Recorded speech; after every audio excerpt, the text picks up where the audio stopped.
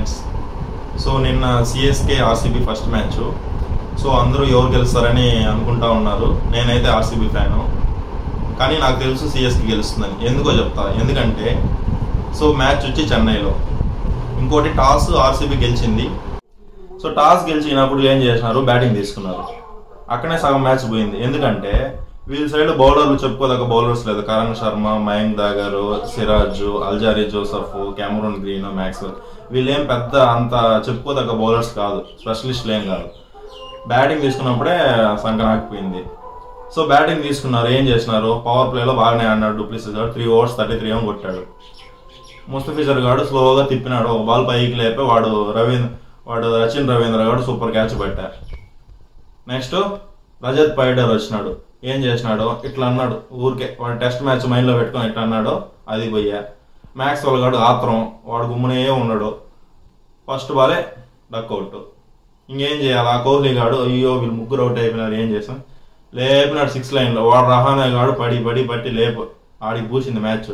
అర్థమైపోయింది. ఈ రజత్ పైడర్ గారు, దినేష్ కార్తిక్ అట్టా ఇట్టా చేరి 150 కొట్టినారు. సో బ్యాటింగ్ వచ్చింది. సిరాజ్ గాడు వేసినాడు ఫస్ట్ బాల్ 4 కొట్టా.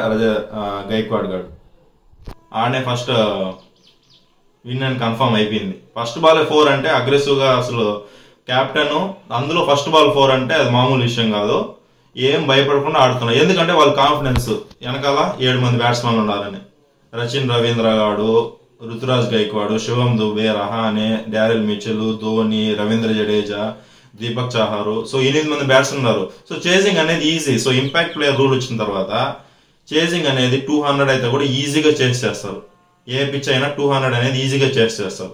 సో లాస్ట్ ఇయర్ ఫైనల్స్ లో కూడా 200 చెన్నై ఈజీగా చేస్ చేసింది. ఎందుకంటే వాళ్ళ కాన్ఫిడెన్స్, బ్యాటింగ్ మెయిన్ స్ట్రాంగ్ కాబట్టి. సో ఆర్సీబీ వాళ్ళు టాస్ గెలిచి బ్యాటింగ్ తీసుకుని తప్పు చేసినారు. ప్లస్ బౌలింగ్ లేదు, కంప్లీట్ ఫెయిల్యూర్. సో వాళ్ళు గెలవాలంటే మ్యాక్స్వెల్, కోహ్లీ, డూప్లెసిస్ వాళ్ళు ఆడి 200 కొట్టి, సో మధ్యలో ఏదైనా మ్యాజిక్ బౌలింగ్ లో సిరాజ్ గాడు కానీ వీడు అల్జారీ జోసెఫ్ గాని వికెట్లు తీస్తేనే ఫ్యూచర్ లో మ్యాచ్ గెలుస్తుంది. సో నేను ఆర్సీబీ ఫ్యాను. సో ఉమెన్స్ గెలిచింది కదా, ఈసారి కప్ నమ్దు అన్నారు. సో ఫస్ట్ మ్యాచ్ ఓడిపోయినా పర్లేదు, కానీ ఇంకా ఫ్యూచర్ లో గెలుస్తుందనే నమ్మకంతో I will support RCB only. So Chennai అంటే కూడా ఇష్టమే నాకు, అలా ఏం కాదు. సో నాకు కోహ్లీ అంటే ఇష్టం కాబట్టి నేను ఆర్సీబీకి సపోర్ట్ చేస్తాను. సో ఈ మ్యాచ్ ఫస్ట్ మ్యాచ్ వదిలేయండి, దేవుడికి వదిలేయండి, ఏం కాదు, మనం గెలుస్తాము రిమైనింగ్ మ్యాచెస్ లో, ఓకేనా. So CSK batting line compare చేస్తే ఆర్సీబీదే స్ట్రాంగ్. ఎందుకంటే ఇందులో పవర్ హిట్టర్స్, T20కి స్పెషలిస్ట్ కరెక్ట్ గా ఉన్నారు. ఎందుకంటే Kohli, du Plessis, Maxwell, Dinesh Karthik, Cameroon green. So Cameroon green batting ఏం అంత ఆడు, ఎందుకంటే వాడిని పవర్ ప్లేలో యూజ్ చేయాలి. పవర్ ప్లే యూజ్ అయిపోతే వేస్ట్. ముంబై వాళ్ళు వాడిని 18 కోట్లు తీసుకుని వదిలినప్పుడే అర్థం చేసుకోవాలా. వీళ్ళు ఆర్సీబీ పిచ్చిన కొడుకులు వాడిని తీసుకున్నారు. వాడిని తీసుకుని వాడిని పవర్ ప్లేలో దింపాలా. మధ్యలో దింపి ఈ రోజు ఏం చేసినాడు, 20 బాల్కి 18 కొట్టినాడు. మళ్ళా ముస్తఫిజర్ దాంట్లో ఇట్లా ఇనిక్కు చిట్టు కొట్టి వాడు బౌల్డ్ అయ్యా. సో సిఎస్కే బ్యాటింగ్ కూడా స్ట్రాంగ్.